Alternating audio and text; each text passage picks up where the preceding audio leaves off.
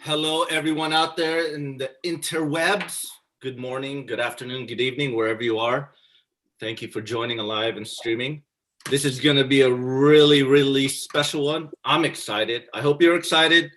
I got two bros with me. I got Will from Old Granddad and Mark from All Time High. Say hello, everyone. Whoa, yeah. How are you guys? Because the devil is rock and roll. Yeah. How are you guys doing? It's been a while. What's up? Let's catch up real quick. Great.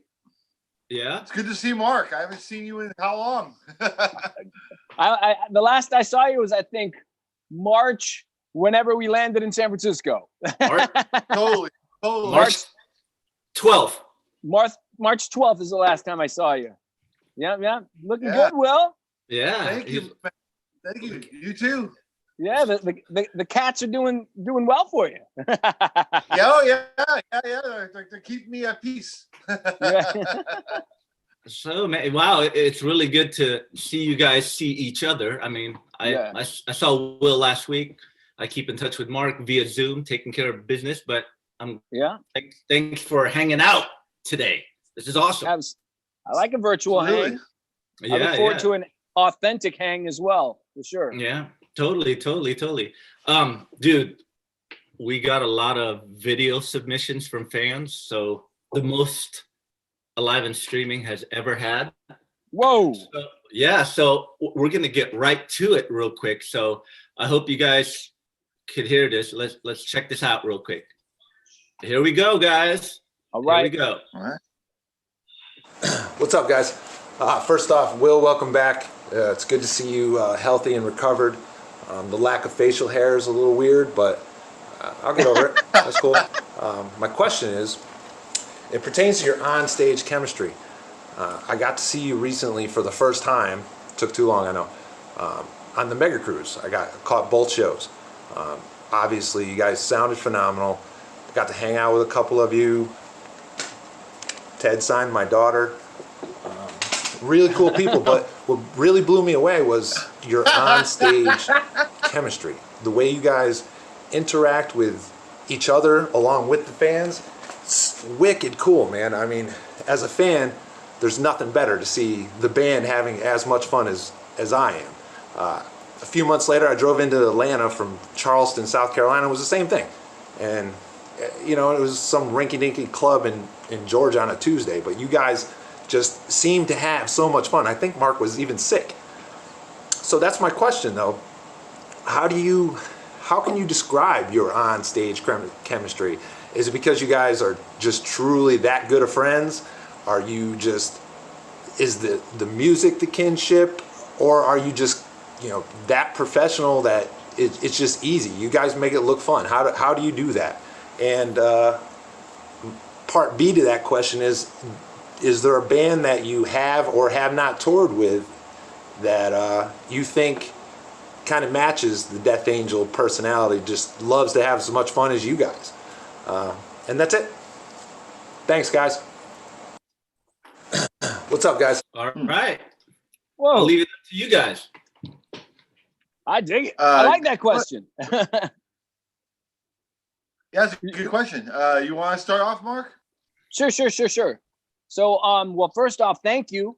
And I appreciate you, acknowledging the fact that we not only look like we're having a good time, we're having an amazing time up there. And I mean, I think it's because the chemistry is undeniable when we're up there. It's something we look forward to doing. And touring's tedious and touring's hard, but it's the most fun thing there is. But when you get like 6 weeks deep, sometimes you need space from each other.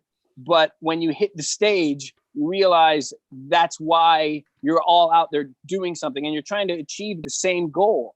And one thing about Death Angel is, say, unfortunately, when we lost, I can't say unfortunately, but just as time progressed, we lost some original members.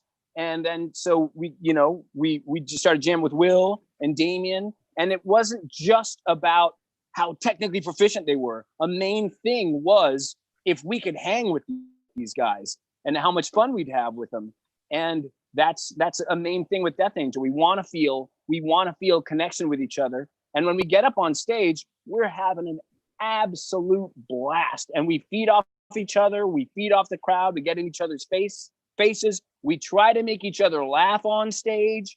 I mean, it's things like that that I think for a lot of extreme genres of music, some bands aren't into making each other laugh and whatnot. And to us, you know, we're fortunate enough to get to do what we all have wanted to do since we were kids. So we give it our all. And I think if there's a band that we try to emulate, it's hard to say or that matches our chemistry, but I'd like to think that in a energy wise, I like to think we're like a young Van Halen of thrash, energy wise, energy and fun wise. So there you go.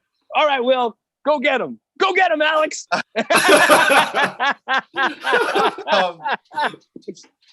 I like Mark said, like touring can get tedious, and especially deep in the tour, you start getting bored a little bit, or you know, you're just around the same people every day. So if you're not having fun on stage, there's a serious problem. So that's why we have so much fun on stage, because you're looking forward to that moment. You know, the day can get long, and it's the same situation day in, day out.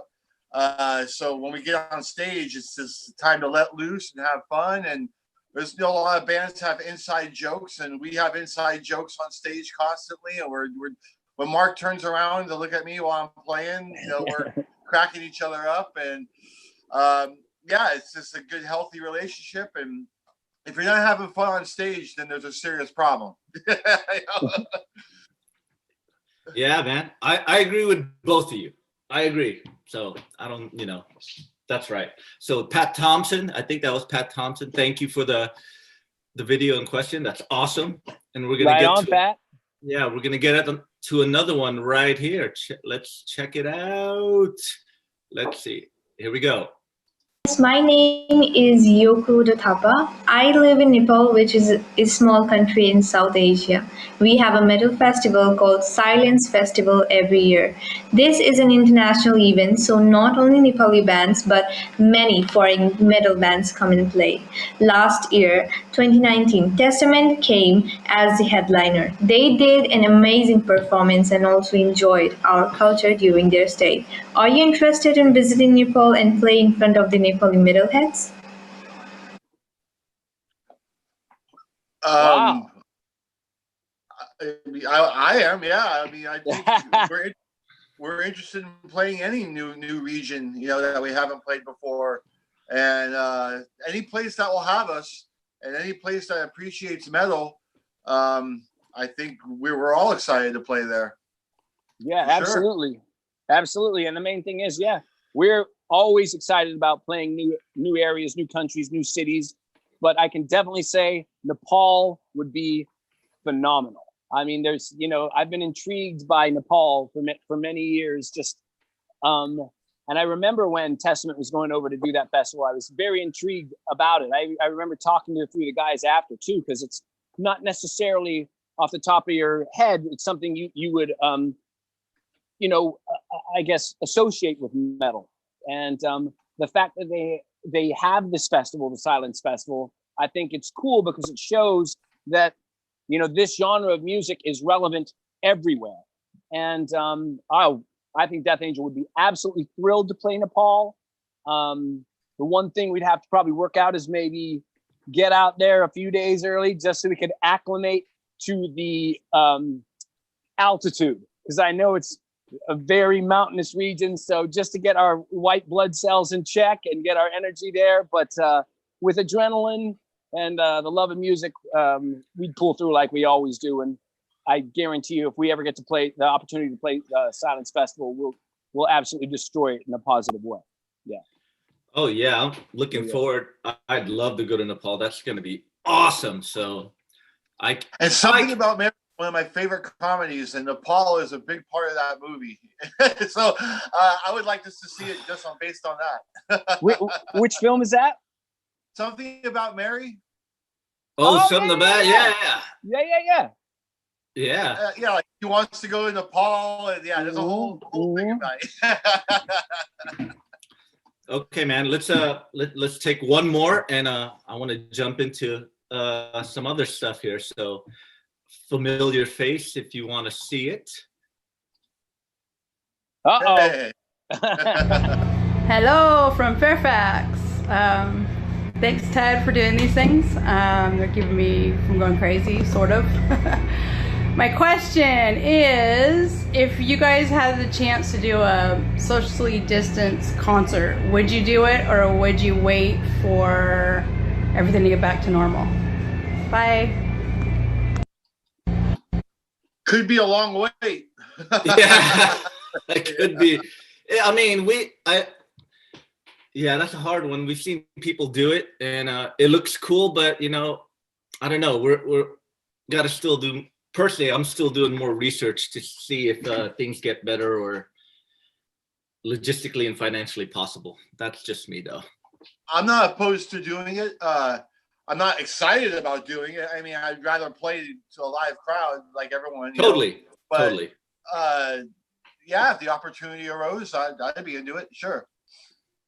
I love playing music and jamming with the guys. So, and I don't know if you mean, and first off, hi, Crystal. But I don't know if you mean by socially distanced concert meaning an internet concert, which I'm not opposed to. But if you mean like an indoor venue that has people seated far apart and whatnot.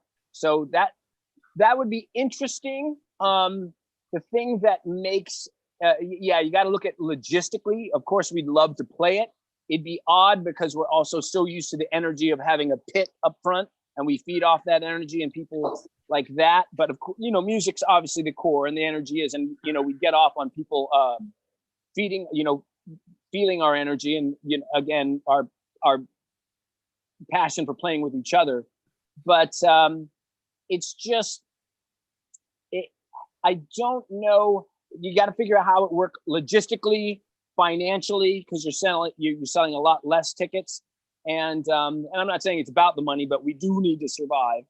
But it's also just the fact that this COVID thing is still so relatively young, and people don't know how it's spreading in indoor facilities and whatnot.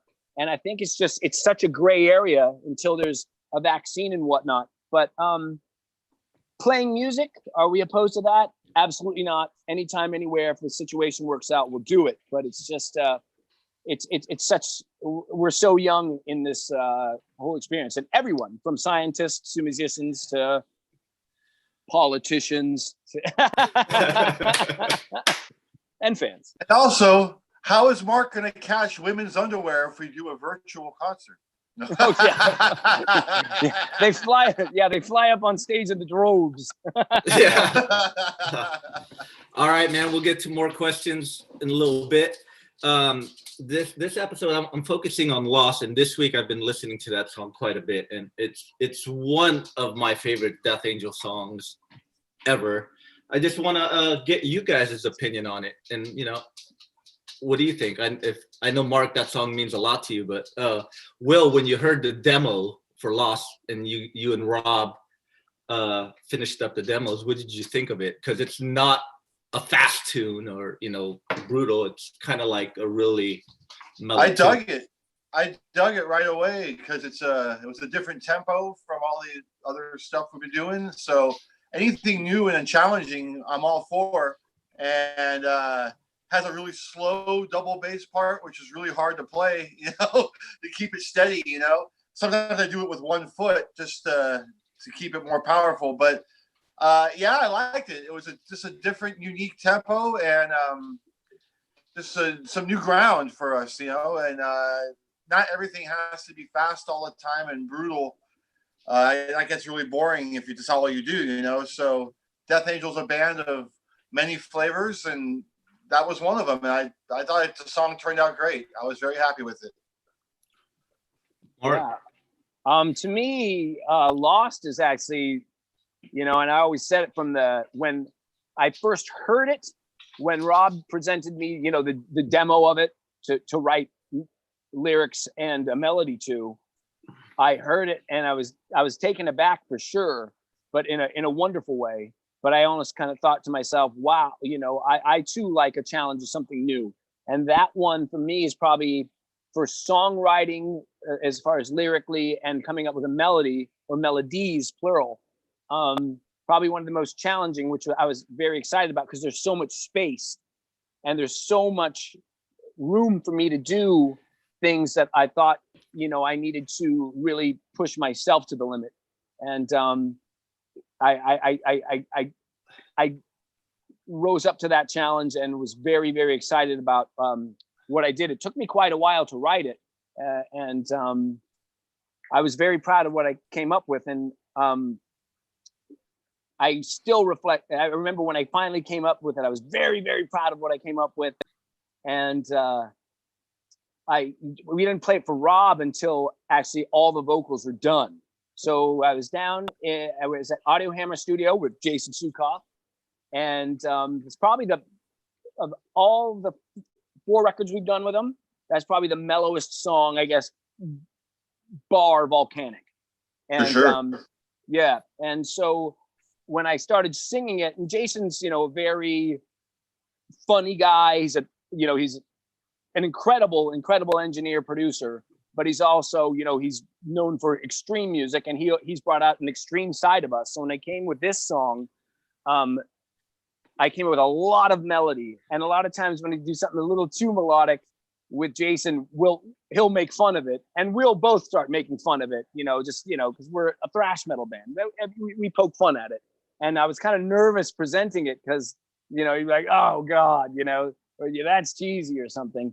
And when we recorded a verse, pre-chorus, chorus before we got to the second verse and whatnot, and we did that. And when we put it all together, it was kind of one of the first times I saw Jason, you know, he was actually very, very serious about it. And he was just kind of smiling.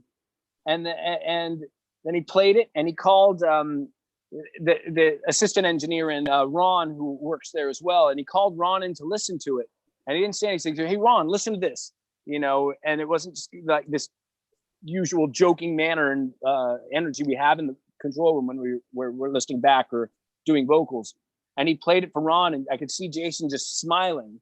And I was like, you know, it was something neat, you know, it affected me. So I could see it affected Jason and Ron the same way it affected me as the person who created it, because I was very proud of it. And then we finished, and Ron was like, wow. And I was really, you know, I get chills talking about it because I was really proud of it. And then we did the second verse and pre-chorus and chorus and whatnot. And then we played it for Rob. And I remember Rob got, you know, in between the speakers on the console and just listened to the whole thing. And then after, I remember he just turned around and he looked at me, and excuse my language, but he just went, fuck yeah, man. And he just got up and he gave me this hug, you know. And I think because it was, you know, he was proud of me too, because he knew that it would bring something out of me, and he knew that song would be a challenge for me. And I more than rose to the occasion. And the song is, from that point on, even after we finished recording the record, I always refer to that song as my baby. And I will always refer to Lost as one of my favorite Death Angel songs, and one of my favorite songs I've ever been fortunate enough to get to be a co-writer to, because it's very dear to me. It's very personal to me. And I think Death Angel that song helped win us a whole new fan base. And it also made people respect us more as songwriters. And it definitely made a lot of people who kind of were on the fence about my vocals kind of jump over to the side and go, wow, you know, that guy's been working hard, or that guy can sing. So that's my baby. I'm proud of the song. Sorry for the long-windedness, but I love Lost. I love that. Yeah, that's it. Yeah, it's one of my favorites. I was listening to it. And just to piggyback, I was in the control room with Rob. Oh, and damn. that was a great moment. Fantastic moment. I teared that time too. So it was cool. Yeah. But we have the Cracker Brothers version of Lost. Have you guys heard it? I have, yeah. Oh, what do you think of it? I think it's awesome. I love the fact that they covered it, and I love the fact that they gave it their own style, completely different style. And you know, I'm a fan of covered tunes, and the fact that they chose to cover this song, I think shows that our music transcends the genre of thrash metal, because it's not, Cracker Brothers aren't a thrash band by any means, and this song affected them enough that they wanted to cover it. So that alone, I think, speaks volumes. Well, I played it for you. What'd you think? Yeah, I dig it. I like Mark said, I like it because it's a totally different style, and I also like it because I like the fact they chose that song, because it's not that old of a song. It's only like 5 years old or whatever. And there's no rule, like it's kind of like an unwritten law, like when you do a cover tune, it has to be a song from the 70s or the 60s or something ancient. But back in the day, artists used to cover each other with songs that were only like 6 months old sometimes. So Yeah. I there should be no laws again about what song you can do and how old it is. So I think it's cool they did a newer Death Angel song, and it's totally different and unique. I like it. I totally dug it too. It was like totally like left field. And before these guys come into our conversation, all you fans out there who haven't heard it, we're gonna play their version for you. And after this version, they're gonna join us and we're gonna discuss Lost. So here we go. Their version of Lost.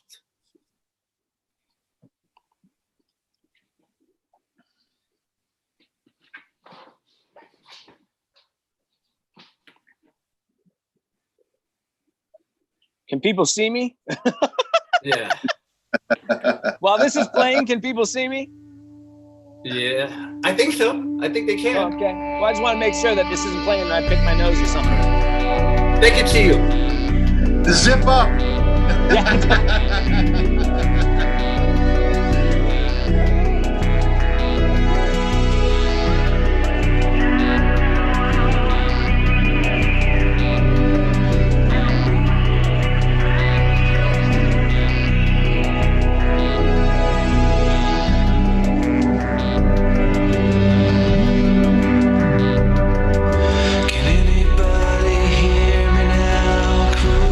Falling sun, bleeding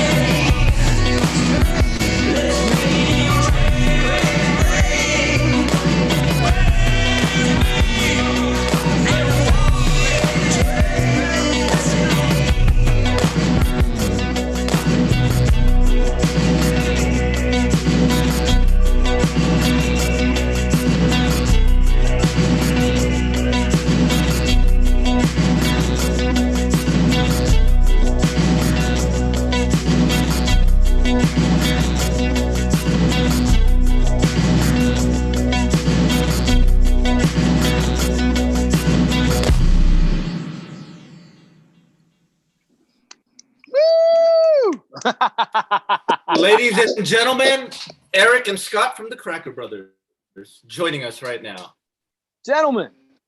Are you guys on mute? Hey, Scott, I think you're on mute. There you go. Good afternoon, everybody. How are you? Things are great. How are you all doing? Good. Good. It's nice to see you all. All right. Wow, you guys did a great cover of Lost, man. Thank you very much. I mean, I think it's, we started with pretty good material to inspire us, but this is no room for false modesty. I do think it kind of kicks ass a little bit. I'm not going to lie to you. So before we get into your cover of Lost, you guys are fairly new to Death Angel. I mean, in just recent years, right? So how did you? Very much so. I mean, How did you get into it? I grew up with a lot of Pink Floyd, Beatles, and Who. I think Scott was in the same ballpark. I mean, that kind of stuff. And then I was doing marketing over at Tascam for a few years. I was introduced to Ted through the folks at one of the magazines. And they said, "Oh, send a little care package over." And it was just when Evil Divide was coming out. So we started doing some work. We worked with then, I met the rest of the band. We started doing some work advertising Evil Divide with our turntables, started a nice business relationship. And then as I was driving back and forth to LA, like 3-4 times a month, I kept putting Evil Divide on the CD player. And I'm like, and I called Scott, I'm like, "Dude, trust me, you got to hear this stuff." Because, was always aware. I mean, back when we were playing in clubs in the 90s, we were all playing the same clubs as you guys when you first started out. Our band kind of splintered and fell apart. So we, very much aware of the band, but started to really, really dive in and listen. And I think for me, the hook was really Lost. Because while I heard some stuff where the drumming is phenomenal, the guitar playing is great, this, all the songwriting is there, Lost was the one for me where I'd stop at Button Willow to gas up and I'd be humming the melody. That was the one that grabbed me because it was the most accessible from where I came from.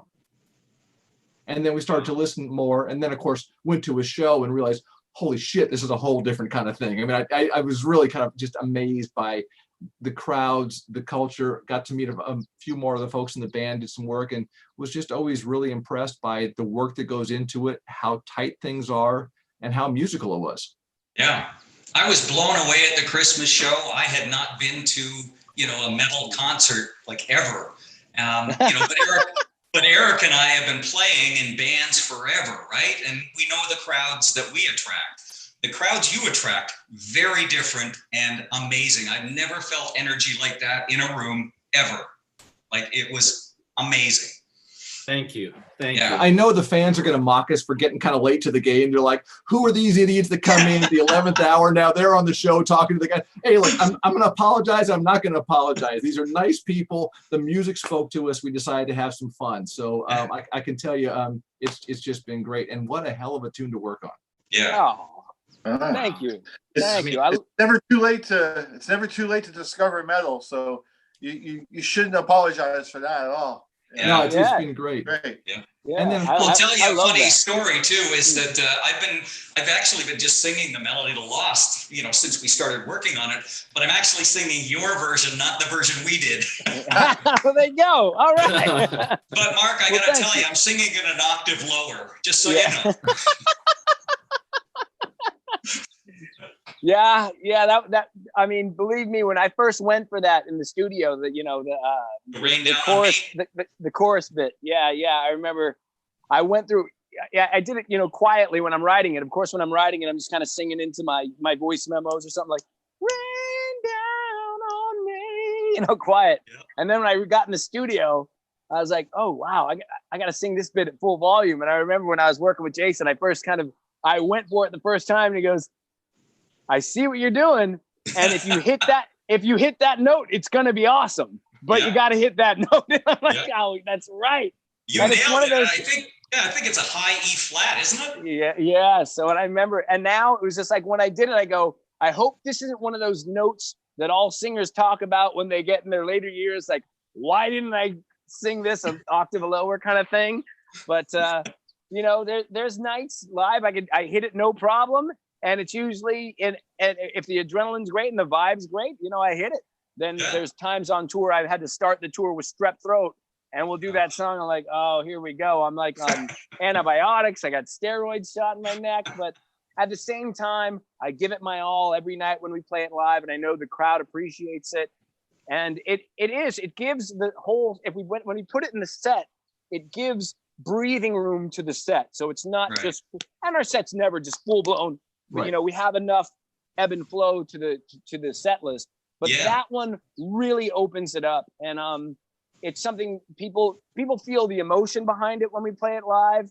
And I will say that song, for a lot of our, you know, hardcore Death Angel metal fans, that like I've seen, I've also heard from a lot of the, you know, our guy fans that song was the gateway drug to get their girlfriends into Death Angel.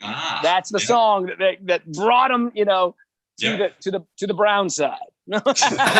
Yes, so I guess that, you know, kind of puts us right in the camp with all their girlfirriends. But you know, it's not a bad place to be. I mean, if you're gonna hang out, why not? Right? I didn't want to do that. I didn't want to go there, but it did pop in my head. Yeah.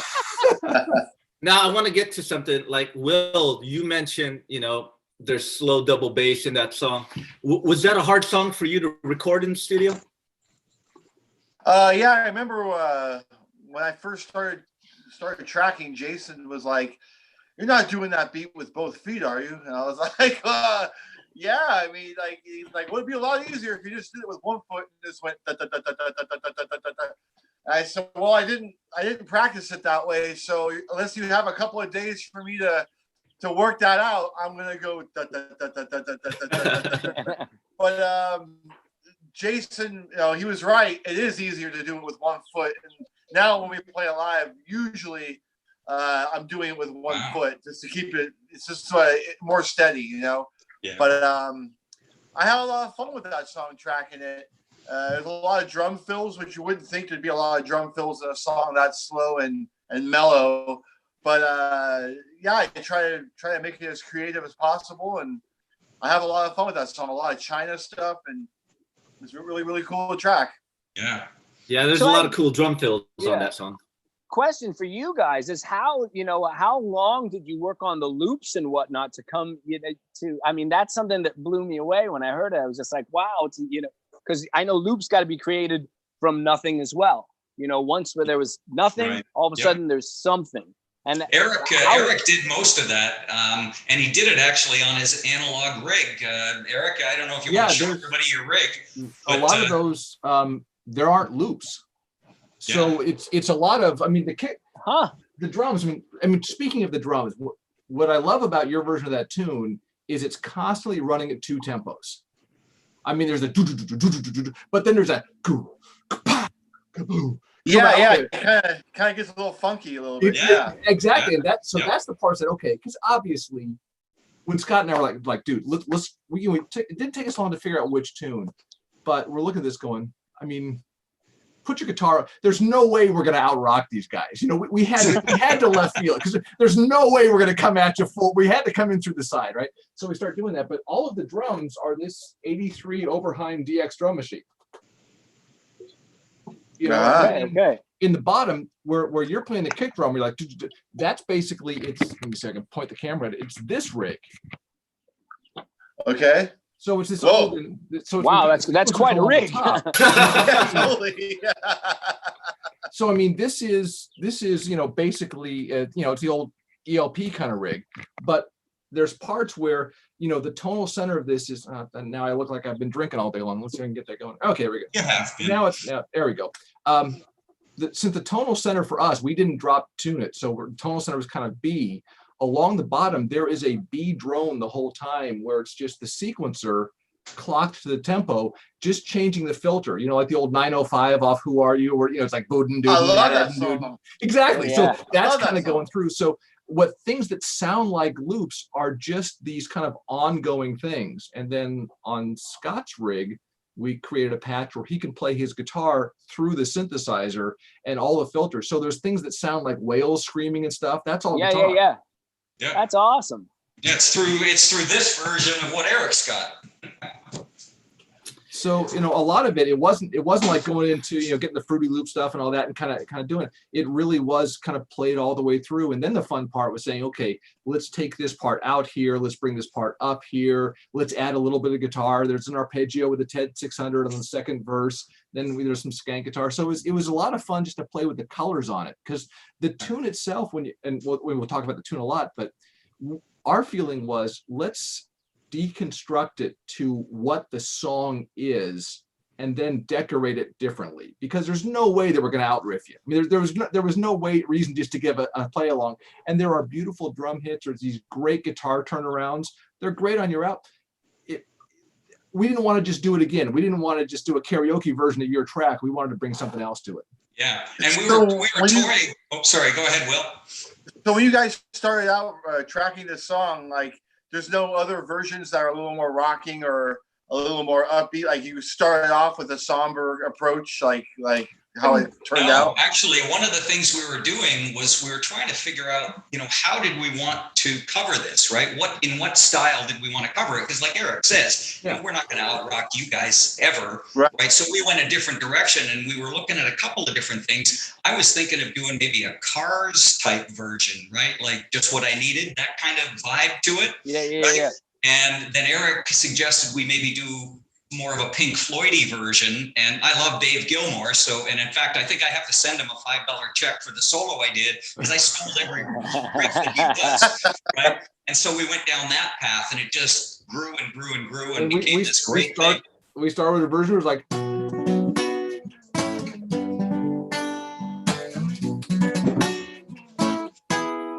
We tried that for a version, but it's fun for like a verse, but it didn't give us the place to go anywhere, So we thought, let's just kind of go. And then we did one where I just kind of laid down the block chords of each part of the song with an organ patch.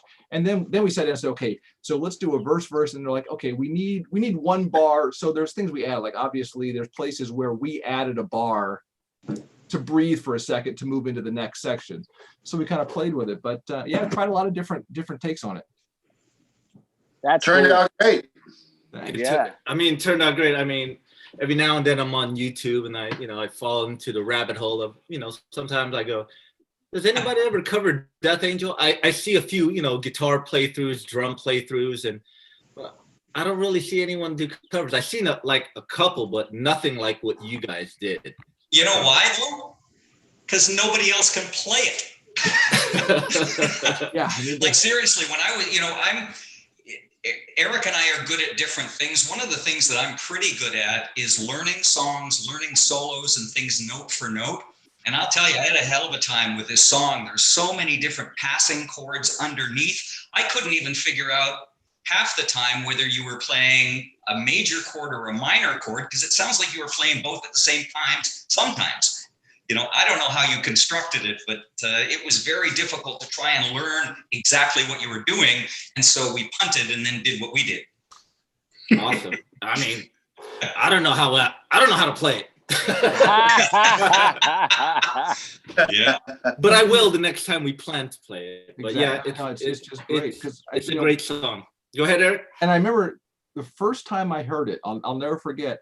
I remember hearing the Train Me Then Blame Me chorus, and then I remember hearing the Rain Down on Me. And even though I know that they're different beds that they're over, it struck me how similar they were. And immediately I went back to I've Got a Feeling off Let It Be. And I can't believe he's not doing these two things on top of each other. Yeah. So that's really where we started. We said, okay, this song has to end with both of those parts happening on top of each other. But it was funny too, because, we experimented with a lot of different ways of having those two vocals over top of one another, right? Starting at the same time, starting 2 beats later, 4 beats later.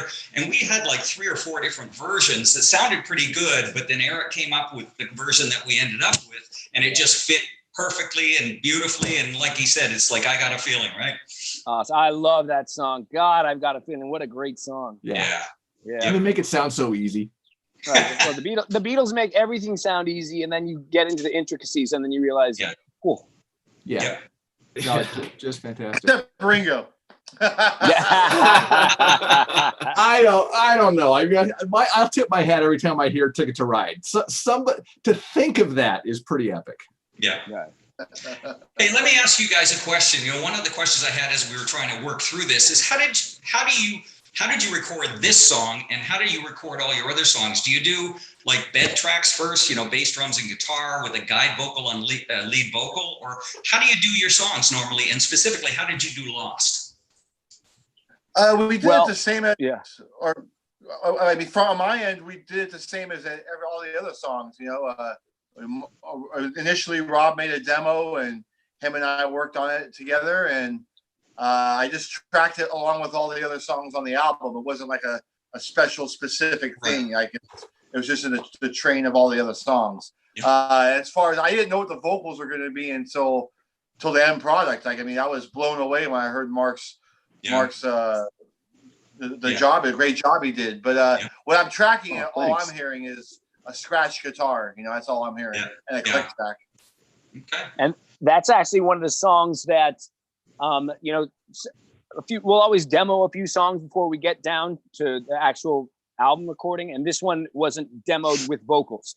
It was definitely demoed with Rob and Will and the guys, but I didn't start writing it. I don't usually write lyrics or melodies until I hear the song, and then I kind of pretty much got to lock Wow. I got to lock myself in a room. I have a lyric book, but my lyric book doesn't have a bunch of lyrics that I'm going to use eventually. I don't put pen to paper till I hear the song. Right. And then I start coming up with melodies and start painting a picture in my head. And then I start coming up with the lyrics then. So Rob's riff inspires the vision of what I'm writing about and the melodies. And that's what I did with Lost. And Lost was actually, I think, one of the last songs that I was presented for the Evil Divide. Right. And I believe it was the last song I wrote for the Evil Divide. I could be wrong, but I could be only one song wrong. It's either the last song I wrote or the second to last song I wrote. But that I was inspired by the riff, and that you know, me and Rob work really, really well together when it's you know, we might have this connection because we're cousins, and we might have this connection because we grew up together or because we played together for so long, but we definitely have a connection that has grown over the years in many ways, but songwriting, absolutely how we work off each other. I really thought this one was written with an acoustic guitar on the couch. The melody and the connection between the melody and the backing tracks and the lyrics, it's so cohesive. And the song itself is so strong to me. I really thought this was just an acoustic beater that was then dressed for the band. That'd be awesome, right? It was one of the final songs Rob brought to the table. If not the last song, I can't remember, but it was late in the game for sure. Yeah. With that song, I'll tell you my little story about Lost.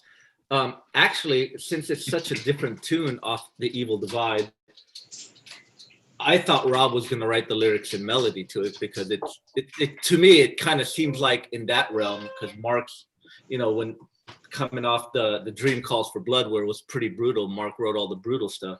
I thought Rob was going to write the lyrics and melody to Lost. And when I heard Mark did it, and I was actually in the control room when Mark finished, and I remember Rob looking at you and going, fuck yeah. And we both gave you a hug. I had a little tear in my eye. And to me, the most brutal song on the Evil Divide, which is The Moth, and Rob wrote the lyrics and melody to that. So it was kind of like a switch. Yeah. I thought you would write the lyrics to The Moth, but that's my story. I'm sticking with it. It's a good song. I mean, it's a good story. It's a good story. I mean, I'm gonna tell you, to really sit there, you never really learn a tune until you try and sing it. And this one, I'm not sure if contractually you're paid by the syllable or what's going on, but you must have had a tub of butter and a shoehorn to get these lyrics into that song at the tempo you did. Yeah. There's this verse about Peter and his pickled peppers that is a little bit tough to sing. Wow, it was like trying to sing the Star Spangled Banner, but to heavy metal. Just crazy. But it's interesting because with all the best songs, I don't know what you're talking about. I don't know what this is. But when I started to get this song, and I kept sending different versions of the opening verses that I sing the beginning of the song, and then Scott does the Rain Down on Me and takes it out. Yeah. I was trying to figure out what it was, and it was all over the map. And Scott says, I think I see where you're going, but I can hear you hitting notes, but it's not doing anything. And all of a sudden, what started to speak to me is this it got to the point where it seemed like, okay, this is somebody who's like me in their very, very, very late 30s, right? Somebody who's kind of been through it. Okay, you got the mortgage, you got the corporate jobs, you're doing this kind of stuff, and it just felt like, okay, so you followed all the rules, you did all the stuff, and now let's just say I'm not a fan of what's going on politically in the world, but it just seems like, what? So now I can't cash the check. This whole song was about the frustration of like, I did what you told me to do, and now the whole thing fell down. Once I made that connection, it was the easiest song in the world to sing. Yeah, there you go. It's good. Yeah. But at some point, we'll go ahead and get a bottle of wine because I want to find out who broke you when you wrote this song. I want to find out. Show me on the puppet where he touched you, man. I got to find out what happened. I always try to keep my lyrics somewhat ambiguous so the listener could, attach their emotional damage to it. Yeah. Emotional damage. Yeah. But hey, guys. I was going to specifically ask you about that because, a lot of songs are like wordplay and imagery, right? You're trying to create an image for the listener, and some are stories. What's this one? This one's definitely, I would say this one is a collection of short stories. Okay. Yeah. Yeah. Because there's multiple themes in there, right? There's bullying, there's political stuff, there's war, there's all sorts of things. And it almost sounds like you're taking responsibility and ownership for it in that song. Absolutely. Right? Absolutely. Wash this pain away, and all of the lyrics in there. And it's, a guy about 2,000 years ago did the same thing, right? Took all the sins of the world on himself. And But so I thought that was a nice kind of, interesting fact about that song. Thank you. But yeah, it's a collection of short stories where in the long run, what everyone's going through, they still end up in that same awkward place where they need help. Yeah. And no one's immune to it. Yeah. Wow. Guys, let's get into I'm going to pull up this video question real quick. Oh. And let's do this. This one's from a pack member, Scott Dockendorf. Check this out. You ready? Hey guys, what's happening? First, Cracker Brothers, great job on the song. It was awesome to hear your version, and looking forward to watching the video and learning more about how that came to be. Ted, thank you so much for putting these together. We absolutely love, us fanatics, absolutely love these videos, these meetings on Saturdays, and I think we'll watch every single one that you put together. So this is great. Thank you. Mark, I was curious about what non-music job you held, whether it was when you were growing up or lived in New York.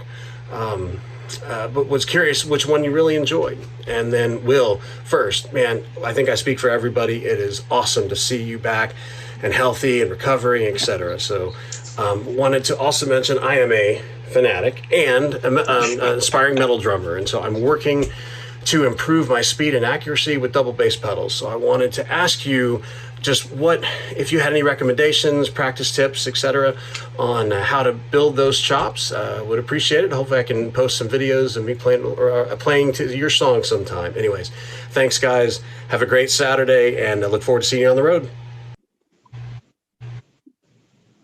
Wow. Who wants to take this one first, me or Will? You go ahead, Mark. All right. Hey, Scott Dockendorf.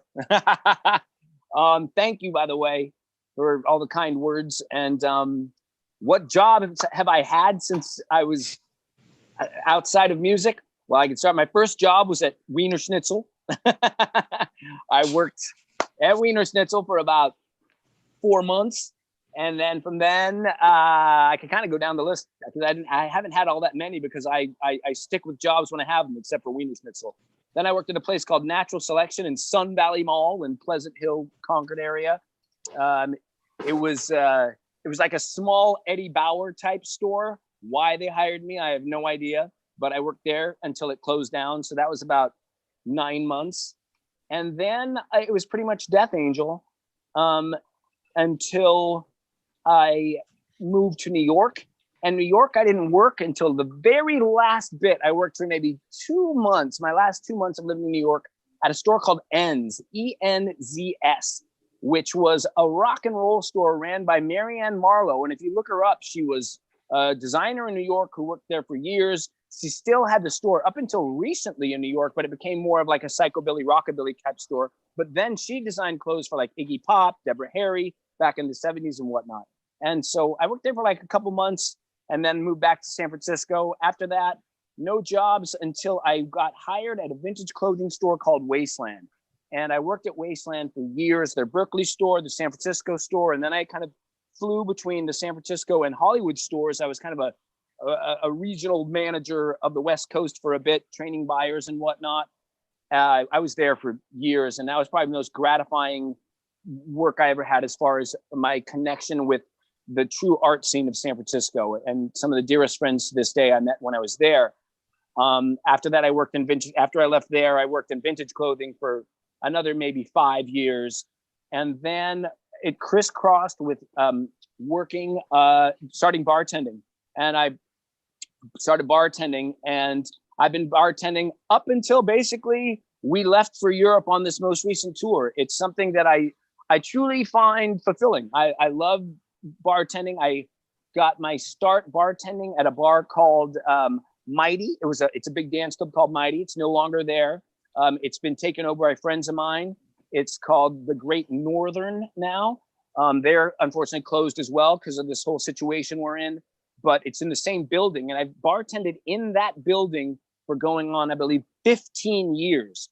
And simultaneously, when I got hired as a bartender, I was a bar back for a dear friend of mine named Sip in San Francisco. And he had two bars, a place called Underground SF and a place called My Place. And I was bar backs at both of them. And then eventually, it's ironic that I started being a bartender at a big dance club, and I was a bar back at these two smaller bars. And eventually Sip made me a bartender there, and I was bartending at both. Man alive, I waited tables out in a place called Point Reyes for a while, at a place called Osteria Stellina, and it was like a fancy high-end restaurant. And I did that until I could basically not hold 3 jobs, bartending, waiting tables, and being the singer of Death Angel. So eventually I got rid of the waiting tables job, and I still pretty much just front Death Angel and bartend when I'm not on tour. And that's at a nightclub called the Great Northern. And when this whole COVID thing passes, that'll probably be open because it's a live venue technically. And I'll be back to singing and slinging hooch behind the bar. There's my work history. But Death Angel is my favorite job. And other than that, bartending's awesome. There you go. I have to say, I find it fulfilling when Mark bartends as well. Free drinks, right? But, talking about double bass, a good technique that Gene Hoglan actually turned me on to is wearing ankle weights to build up strength and speed. So that's a tip right there. I would suggest you do that. I still do it. And as far as I'm not sure how far you are in your double bass, but when I first started doing double bass, I would just practice triplets like and eventually that just turned into one long stream of triplets. So that's how I started. I actually started. The first song I played on double bass was the Eric Carr version of Detroit Rock City. Yeah. So it's very specific. But on the Animalized live VHS video, they opened up with Detroit Rock City, and instead of doing the Peter Criss type of beat where he's bouncing the stick off the snare drum, so it gives the illusion of double bass, like Eric Carr just did double bass. So that's how I started. And yeah, if you listen to Old Creator, Ventor, he does a lot of those type of beats where it's a triplet that just keeps going. And he just does different beats over that, like fast thrash beats or whatever. So those are some tips right there. But yeah, ankle weights definitely will help you build up your strength and your longevity for sure. Right on. Scott Dockendorf, you got a full answer from my boys No here. kidding. That is a very specific, good answer. Yeah, totally, man. That's awesome. We're gonna do there's another question here. We're gonna do a couple more, then we'll get back into hanging out and yada yada yada. Let me see here what I could do. I guess got to share my screen with y'all's. And here we go. Who is this dude? Hi guys, this is RT chiming in from Allen, Oklahoma. And I was just wondering if you guys ever thought about, I know you're working together, but to completely doing a merger, maybe Death Cracker or, I mean, what else could you do? Like, yeah, Death of Black. I don't know. My vote is for Death Cracker. Good luck, fellas. Hi. That's I awesome. don't know, in this day and age, I don't know if the name Death Cracker would go. Yeah. Totally. Yeah, might not be maybe able to- Cracker Angel. I don't know. Exactly. I Exactly. don't know. Yeah. But hey, who That's knows? just Who beautiful. knows what the Hey, future holds? hey. This is the first time we're all talking, so Yeah. this is still very young. We don't want to discuss our futures just yet. Yeah. Right. Yeah. Exactly. Yeah. No, this Our is inevitable future. No. Yeah, it's not even the first date. We just said hello to each other right now. No, this Yeah. is great. It's just so nice to talk tunes Music. to musicians. I mean, you never get to just sit and just shoot the breeze with musicians about what we do. Yeah. Yeah. Yeah, that's awesome. Hey, I'm gonna get to another one right here. Unless you're a gentlemen. singer. If you're a singer, sometimes talking to musicians gets really boring. No, Oh. I'm with Mark. I hate talking gear. Hey, what are you trying to say? I'm a guy that can geek out on gear, but these guys know that, and they don't want to be involved in that. So we'll just leave it at that. But No, hey, I think both your guys' analog gear looks insane. That's amazing. It does. And the ELP reference, awesome. there you go. Tell you what, we travel again. You come back out to California. You come on over sometime. We'll play. Yeah. Gentlemen, here's another question. Here we go. Hey guys, Chad from Houston. If you could go back in time and give yourself one piece of advice, what would it be? And do you think that your younger selves would follow that advice? It would have to be that you should collaborate with Cracker Brothers earlier in your career than later. Right? Yeah. That's what I think. Come on. That's a good question, man. That is a good question.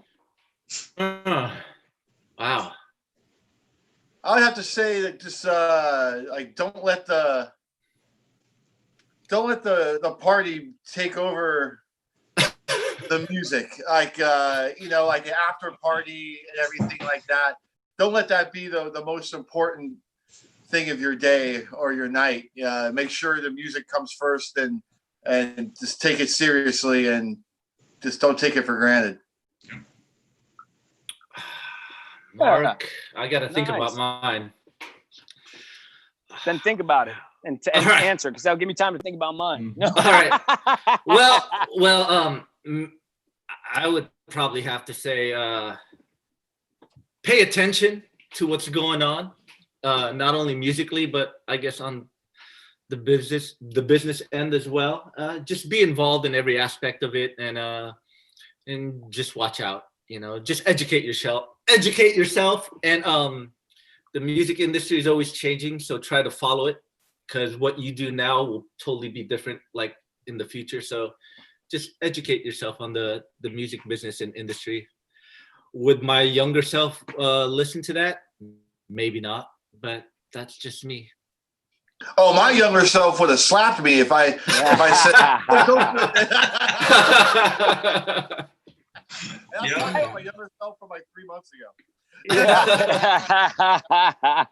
I guess if I really had to do it, I'd tell myself that there's going to be a time of your life when you're not playing music, and this time did pass already, but a time in your life when you're not playing music, and during that time, if there's a way, you're going to need to find a healthy way to achieve, to fulfill that high that you're used to. Just find a healthier way to achieve that high that you were used to on stage, and also to not be as cynical to musicians who during that time period who are pursuing their dreams, even if you're not maybe a fan of their type of music, but at least they're going for it. And at that point, when I wasn't playing music, I was probably a bit more cynical and borderline bitter to a lot of people that were playing music because I wasn't. And I would probably tell myself that I shouldn't have that outlook. I should probably support the arts as much as I do now that I am playing music again. And would my younger self take to it? I think I'd take to the second bit of advice I gave myself. I don't know if I'd take the first, or I'd probably still be questioning, well, what is it? What will fulfill that, that high in a healthy way? So there you go. Yeah. Eric and Scott, do you have a? I tell you, I mean, based on what's been happening for the last couple of months, to be honest, I should have been more open to a lot of different kinds of music. I mean, I love my Who records, and I'm deep in the Who. I know my Beatles stuff. I know my Bowie. I completely ignored Tom Petty when he came on the scene. I completely ignored Elvis Costello. I mean, I missed the boat because I was so tunnel vision. And now I listen, I was listening to Meshuggah the other day. It's awesome. I mean, there's all the Dino Bergera I'm hearing. And it's like, I mean, there's all of this stuff that I wasted years not hearing all this great stuff because I was so pigeonholed in what I knew I liked. I would have told him to, not wait until you're, this age and shiny to, open my ears. Yep. I would probably tell my younger self, do not focus your career on high-tech marketing. Focus it on music, God damn it, and then I could be where you guys are. Yeah. Awesome. Good answer. Good question. All right. Yeah, it's a good question. Yeah. We have one more video question. Then we're going to, after we answer it, we'll wrap it up. And I don't know who this person is. He looks very mad. So here we go. Hey, so this is Will from El Sereno, California. I got a question. Are you guys ever going to play live together and cover your songs? Because for one, I've been a fan of Death Angel for a long time. Never heard of Cracker Brothers. Based on their video, they look like a couple of old guys who, really never made it in the electronica scene. And now they're reaching out to the death metal crowd. Yeah, that's all I got, man. Whoa! He pretty much hit that on the head, didn't he? Yeah, no shit. Hey, Will, it's good to see you again. Can I call you Dick? Oh, man. Well, close to home. Yeah. Hey, on the other hand, I'm still riding on the high of you saying late 30s. Exactly. No, very late. Very, very late. But late 30s. Christ, I got hemorrhoids in their late 30s. There you go. Yeah. That's fantastic. Wait, too much. This just before we wrap this up and close it out. This just came into my head. The Who has been mentioned on this stream quite a bit, so I'm going to ask you guys, what's your favorite Who record? Oh, Quadrophenia, with no doubt in my mind ever at all. For me, it's mine Tommy. Is actually, which one? Go ahead. It's Tommy, hands down. Yeah. Mine is Who Are You? Good record. Live at Leeds is a close second for me. Oh, Live at Leeds is awesome. Yeah. That's not fair, though. I mean, Live at Leeds, of course, is the best one, but not counting live albums. Yeah. I mean, of course, Live at Leeds wins. Yeah. Live. I'd say Live at Leeds, and oh man, yeah. But God, Live at Leeds. That's the one that turned me over. And actually, what really turned me over was seeing the film Kids Are All Right. Kids Are All Right. Yeah. The Kids Are All Right. It was when cable channels only played like 10 movies for a month, and they just played those over and over again. And for me, it was Rock and Roll High School, The Kids Are All Right, The Spy Who Loved Me, and I forget the fucking others. Yeah. But I remember, but The Kids Are All Right got me. So, but if I had to pick a studio album other than Live at Leeds, I'm gonna go with Who's Next. Yeah. I think that record is just production wise and just them hitting that peak of we are this phenomenal entity that's just they hit their stride, and that's their, to me, that's their, as I compare everyone, That's their Sabbath, Bloody Sabbath. Yeah. Yeah. I think Daltrey's voice was like epic at that point too. I think that was the height of his capabilities, and he just nailed it. It was awesome. Oh yeah. I remember on one U.S. tour, someone had the movie The Kids Are All Right on their zip drive, and we ended up all getting together in the front of the bus and watching it one night on a drive, and it was so inspirational, and it was it's a great tour movie to watch. If you're in the middle of a tour, and you put that movie on, you're like, yeah, we're doing this. This is exactly how we're living, you know. So it was a very good moment of camaraderie watching that movie all together, and like the very next show, Rob was going like this on stage. Oh yeah. Well, the best part is the blood, you know. they're doing a quick one, and the stage is moving around, and Townsend has to use his nose to push the microphone back onto the stand. Brilliant. Hey Eric, do you have this Who bootleg? Stampede? Yes, It's from the night. Yeah, it's from the night those people got killed. Yeah, very controversial live album. Yes, wow. I do know that. That's a hell of an album. Yeah, man. Yeah, do you remember the TV show WKRP in Cincinnati? Oh yeah, of course. I know Mark does, definitely. Lonnie Anderson. Do you remember the Who episode? No. There was a Who episode where they were promoting that concert where the people got trampled on. I forgot about that one. Yeah. No way. Very heavy. I always think about the Thanksgiving episode. I always forget about the Who one. Yeah. Yeah, they had it.